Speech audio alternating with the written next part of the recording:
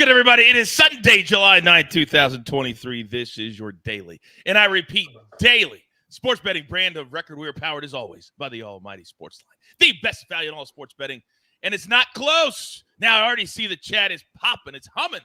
A lot of golf knowledge being put into the chat because you guys all watched the early wedge, and right now we are absolutely killing it with our picks this week. Now, as for yesterday, a ho-hum day. Not particularly great. We had some green check marks, but had too many of those X's. But the beauty is we're here every single day. We can get right back on the horse, especially when you're talking about Sunday brunch. Now, today, a light day on CBS Sports HQ. Only the maestro at 12 p.m. Eastern time. He'll get you set for the afternoon in baseball as they head into the All-Star break. It's going to be a very, very light week this particular week.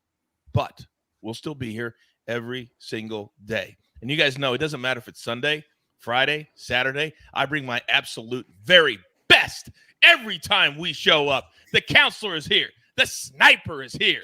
Mr. 2-0 on the show yesterday in the mean streets. Propstarz is here. Now, Sia, you and I normally, we're on the same page. You and I are simpatico, always walking in the same direction. However, today, you and I are staring each other down, mano a mano. So here's where we're starting. This is the leaderboard currently at the John Deere Classic. It's been incredibly exciting. But here's the numbers, live numbers to win. Counselor, I'm going to start with you. My pick for the week is right there, Adam Schenk. Cameron Young, plus 1,400, stumbled on Saturday. Brendan Todd, great day on Saturday, plus 360. And Denny McCarthy, just steady throughout the entire week. So, Counselor, where are we going as far as who you think out of these four could cross the finish line first? Well, I'll tell you what, out of these four, first of all, I love your Shank play. I loved it going in when you brought it up on the early edge or early wedge. It was one of your picks. I think Denny McCarthy's probably the guy to close this out. We know both Shank and McCarthy can close on Sundays. We haven't actually seen them do it much, but we know they've had really good Sundays, and usually they just get edged out. In McCarthy's case by Hovland, and Adam Schenk got edged out. I'm trying to remember who that was, but it was 4 or 5 months ago. He was great on a Sunday. So I like Taylor Moore. Taylor Moore. There you go. Of all people, Taylor Moore. So, listen, you have your Schenk ticket, my Peter Quest ticket. I see in the chat, most people got it 100-1. It's 14-1 right now. So hopefully that cashes. I would say on this leaderboard, I'd probably lean towards Denny McCarthy, but I will say there's so many guys just a couple shots back, and Glover and Hubbard are only 3 back, and they're 25 and 28-1 respectively. I think those two I would probably speculate on ahead of the 4 guys at those short odds. Yeah, it's really smart, too, by a counselor. If you're at home and you've never really live bet golf, people are very, very, very careful. But today is a day that you really want to lean into it. Because of so many players bunched up, you can get a pretty good number on 1 or maybe even 2 players, but you got to go 3 or 4 shots back. Because if you only start 1 back, you're going to have these numbers, plus 500 or plus 360. Not a ton of value there. I'm going to go with Adam Schenk. I've been all in. I've been winning head-to-head matchups all 3 days with him, and I'm going to play him again today. Yesterday, I gave out over Brendan Todd, counselor, and he didn't beat Brendan Todd. But on my book, I had a different matchup, and I did beat that one. So it's all about your sports book. It's all about who you're playing, and it's all about the matchup, as we say all the time.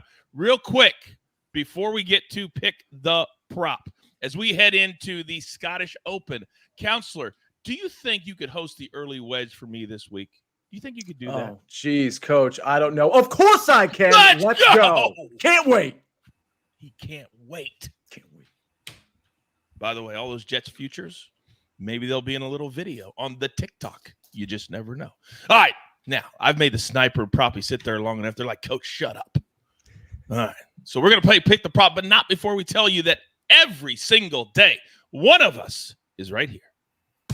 Get breaking news. Big news coming out of the NFL today. Highlights and instant reactions. The largest final round comeback in Ford championship history. We're down to the final 4. I just want to take time to analyze greatness. Talk winners and losers with a guy who's already a big winner. CBS Sports HQ. It's all sports all day long. I hate to admit it, but the other day when a certain person was in the chat and said, I like the name Mookie, so I'm going to pick him. And what happened? Mookie hit not 1, but 2 home runs that night. I don't know how it happens, Sniper. I don't know how it happens, but it's a phenomenon.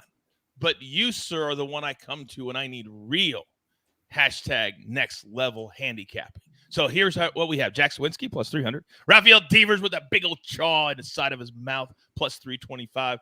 And Matt Olson, he's our go-to, baby. This guy is just nails. It seems like every single day. Sniper, talk to me. Well, if we're going to talk about names and somebody's going to go yard, why don't we just go with Jack? If we're going to just focus on that, Jack Sawinski. You know, I think a lot of people might not have heard of him, but he actually has 19 home runs this year. Oh, and 18 of those are against right-handed pitchers. Pirates are on the road today. Maybe he doesn't hit well in Pittsburgh. Actually, he has 12 of those home runs on the road with a 585 slugging on the road. Chase Field in Arizona, where the Pirates are today, is better for left-handed hitters.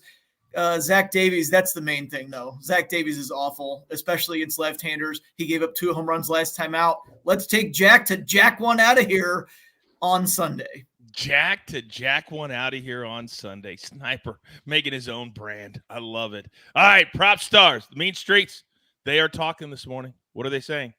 Yeah, shout out to the streets, Coach. Shout out to that guy you mentioned, aforementioned guy. You didn't say who, but a wise man once wrote, Buckets 2024, Coach. And I'm going to take a page out of Buckets' book, and we're going to go off the board. We're going to go Adolis Garcia of the Texas Rangers facing Patrick Corbin, the lefty. We know he struggles, giving up 17 home runs this season, 27 last year. Garcia, who will be in the home run derby this year, has 23 home runs already this year, and he hits lefties very well. So give me Adolis Garcia. We're going to pull the buckets here off the board, Coach.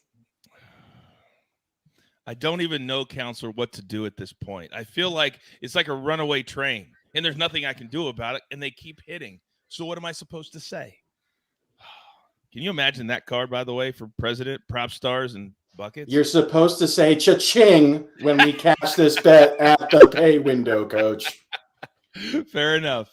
Counselor, where are we heading?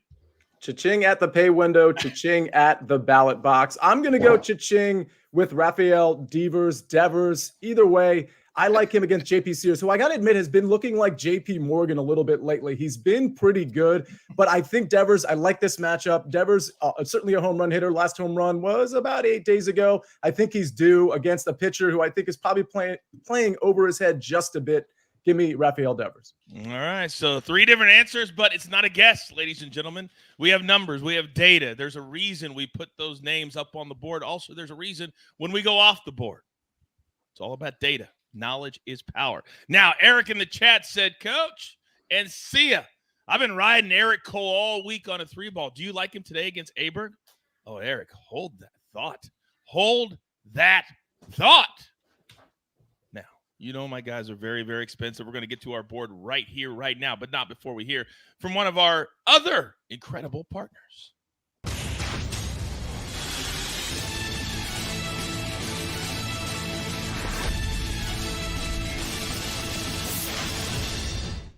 And we are under 50 days until college football, and I cannot wait. And as always, the early edge, every single Wednesday, your mega preview, 3 p.m. Eastern time, with AB and all of the crew. Now, let's get to our board. It is Sunday brunch in honor of M Squared, who named this show.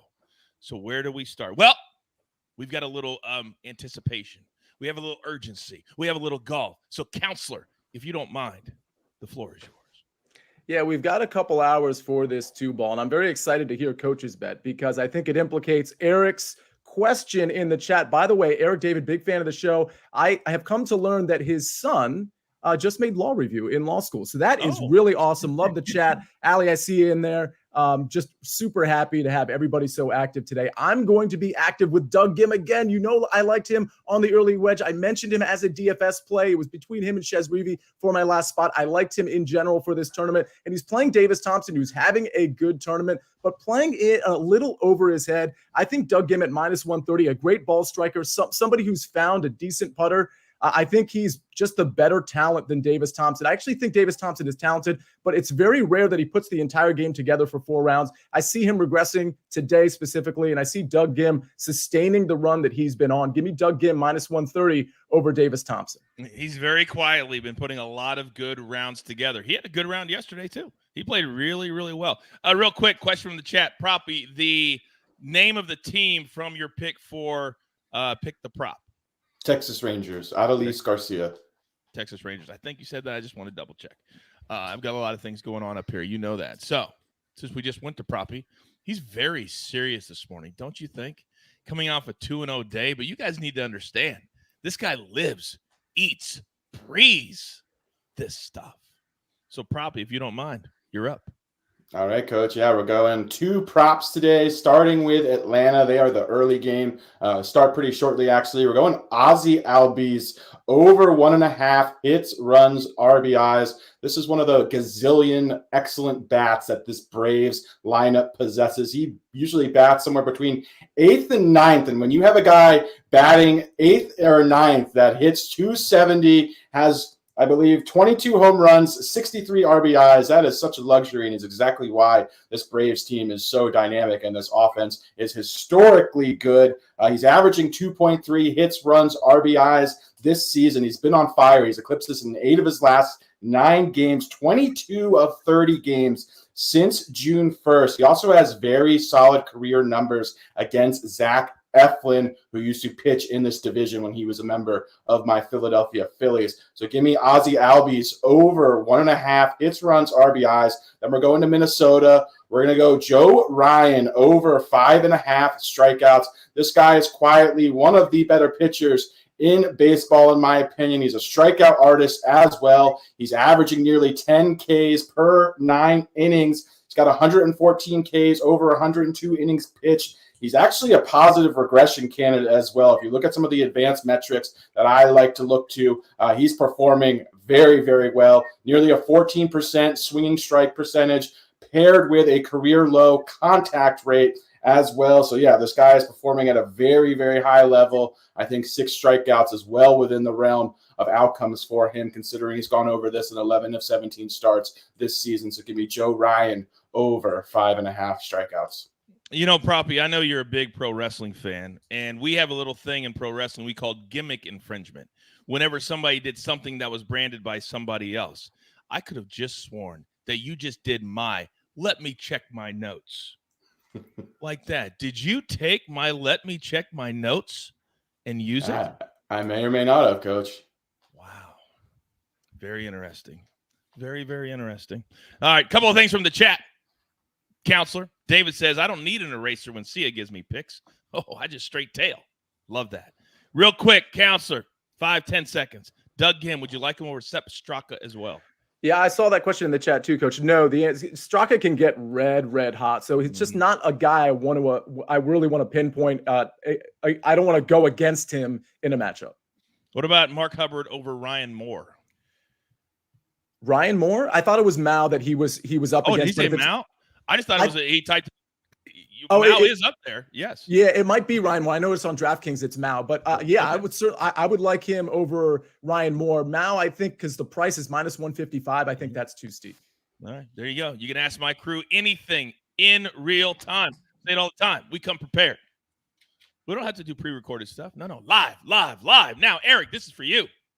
You asked about Eric Cole. He has been dynamic. He has been playing a lot. He came in fresh. We pointed that out on the early wedge, and you're going to see it today. Ludwig Aberg has been terrific, but what we've seen the last couple of weeks is that he struggles to finish golf tournaments. He struggled yesterday, did not play well for whatever reason. He's been playing a lot of weeks in a row. It will all come crashing down today. Energy is vital in this part of the country. Round 4 with so much on the line. Eric Cole, -105 over Ludwig Aberg. Today, you can find that on DraftKings or at several of the sports books that are out there. All right. You guys know, all kidding aside, how much respect I have for this man. And I don't care what you call him. Sniper, miserable Matt. He shows up every single time he's called upon. So you, sir, have the coveted spot this morning. And I know it is not lost on you the pressure that comes with that. You're up. I'm not too worried about that, although I do have to make a slight correction there when you said he shows up every – remember that one time my internet dropped out, so it seemed like I just left the show. So, that sucked. But it should work this time, I think. I think I'm going to be here for the haul today to get all 3 of my plays in. We're going to start in Cleveland. The Guardians just going to play the run line on that one. They're just such a better team than the Royals, especially right now. The Guardians have won 13 of their last 19. The Royals are historically bad. So far, the Guardians have outscored the Royals 38-13 in the 6 games they've played. Now, keep in mind, the All-Star break is coming after these games on Sunday. The All-Star break is next. That means for the Royals, who are historically bad, they're looking ahead to their vacation. They're not even worried about today. The Guardians, meanwhile, Terry Francona can lean on all his best relievers and realize that they're all going to have 3 days of rest after this. Not that he'll need them that much, because I do think Shane Bieber is probably going to dominate the Royals again, just like he did last time out. Meanwhile, Guardians offense should have a good day in front of them. Ryan Yarbrough starting for the Royals. Not really much of a starting pitcher. He's been kind of a guy who trails an opener back when he was with the Rays. He's only gone 5 2/3 innings for his long outing this year, but that was only 66 pitches. The Guardians will make him work a lot harder. And then when he's out of the game, the Royals have one of the worst bullpens in baseball. So this one should be a blowout. Play the run line there. Next up, in honor of M Squared, who is not here, I'm going to pick on Patrick Corbin. That's always a favorite here. So we're going to go Rangers team total over 6.5. Grab that Garcia home run prop in there so Proppy can hit the home run. Look, it's a big number here. I know the 6.5 is a big number for the run line, but the Rangers average 5.87 runs per game, and they don't exactly face Patrick Corbin every day. Corbin has a 5.13 ERA on the year. The Rangers against lefties this year, this is all year, every single left-hander, 298 average as a team, 482 slugging percentage. Basically, they hit like an all-star as a team against lefties. So I like the over, even if it's a big number. And we do get a plus on that. So that's always good to get the plus 110 on there. Finally, Manny Machado on the hits, plus runs, plus RBIs. It's over 1.5. A little juice there. But since his return from injury in early June, he's been his old self. In July, 7 July games, hitting .393 with an .857 slug. He has bad career numbers against Max Scherzer. That's who's pitching for the Mets. But I want to do a little mini soapbox here. You can call me miserable if you want. He's faced Scherzer 56 times in his career. Familiarity is always good. He's been very bad. I believe his average is in the ones. I don't think you should use. In fact, I'm going to say, if somebody in the chat, I'm not looking, but if somebody's like, oh, Scherzer owns Machado in his career, don't do that, because he's 1 for 22 from 2013 through 2017. That has no bearing on 2023. Absolutely none. Machado hit a home run against Scherzer in the playoffs last year. That didn't have anything to do with 2013 through 2017. Scherzer is not the same guy. He's old. There's a lot of wear and tear on the arm. Back in the spring, he talked about how he was worried about the pitch clock. Maybe it was projecting, because he does not look like the same guy this year. A 4.55 road ERA, a 5.14 ERA in his last 6 starts. Again, don't give me, oh, in 2014, Machado was 1 for 8 against Scherzer. Means nothing right now. Don't do that. A couple of things from the chat. Shane Bieber, Sniper. Do you like him to record a win at plus 140? Oh, yeah. Yeah, I love that number. Take that. What about 5.5 Ks? I'm not as strong on those, but I did catch a glimpse of Amags tweeting that he was doing that, and I would always trust Amags on the strikeout prop. So, yes, do that, but give Amags the props, not me. He also posted one, Screwball from Detroit. I believe he loves that one as well. So follow him, Amags Picks, on social media. They're an incredible 1-2 punch, Sniper and Amags. Real quick, Nathan in the chat says, hey, Coach, just a heads up. The Eric Cole 2-ball at FanDuel is plus 110, even better. So if you play at FanDuel, go grab that at plus 110. Love that number. All right, gentlemen, as always, well freaking done. Well done. Now, grab your paper. Grab your pencil. Here is the recap, courtesy of the Snake. Always on the 1s and the 2s. Ali Albus, over 1.5 hits, runs, RBIs, minus 130 from Proppy. Then Joe Ryan, over 5.5 Ks, minus 115. Then Counselor, one play today. We're just going with the 2-ball. Doug Gam, minus 130 over Davis Thompson. You don't have to throw a third name in if the number is where you like it, and we like this number. Then Sniper, 3 big plays today. Guardians, minus 1.5, minus 115. Rangers, team total over 6.5. It's Patrick Corbin Day, everybody. Plus 110. Then Manny Machado, over 1.5 hits, runs, RBIs. He's really getting dialed in. Really dialed in. Don't sleep on the Padres superstar. Then one play for me, love this 2-ball, Eric Cole. He's really been trending, really been playing well. Ludwig Ebert, he is a supreme talent. There is no doubt about that. But for some reason on the weekends, he hasn't been playing well. Hopefully that will continue today. All right. It's going to be a busy week. It's going to be a all-star week. It's going to be a light week, but we will be here every single day as we always do. So support everybody as you always do. So with all that being said, damn, I love getting up and doing this. There's only one thing left to do, and I believe you all know what that is. You've got your marching orders. Let's take all of these Sunday brunch tickets straight to the pay window. For my entire crew, Lobo, Counselor, Sniper, Proppy, Snake on the ones and the twos. I am simply the coach, trying to keep this train on said track. We grind for you, and we take it very seriously. But we don't take ourselves seriously. So we can win with you. It's what we're all about right here at the Early Edge. Good luck.